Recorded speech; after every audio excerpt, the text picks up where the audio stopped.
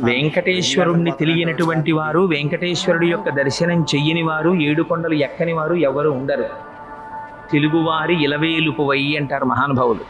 అందుకని అందున తెలుగువారికి వెంకటాచలపతి, ఆ వెంకటరమణుడు అంటే ఉండేటటువంటి భక్తి మరింత ప్రసిద్ధం. భవిష్యోత్తర పురాణం అని, ఆ భవిష్యోత్తర పురాణము, వరాహ పురాణము మొదలైనవి వెంకటాచల మహాత్యం గురించి చాలా విశేషమైనటువంటి వర్ణనం చేసి ఉన్నాయి.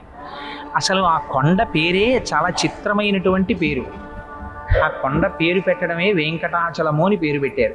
ఎంత ఆశ్చర్యకరమైన విషయం అంటే, అన్నారు అజాయమానో బహుధా విజాయతి. అసలు పరమేశ్వరుడికి జన్మనెత్తవలసిన అవసరం ఎక్కడుంది? ఆయనేం మనలా కర్మ చేసిన వాడు కాడు. మనలా కర్మ ఫలితాన్ని అనుభవించడానికి పాంచభౌతికమైనటువంటి శరీరంతో రావలసిన అగత్యం ఉన్నవాడు అంతకన్నా కాడు. మరి అటువంటి వాడు శృతంది అజా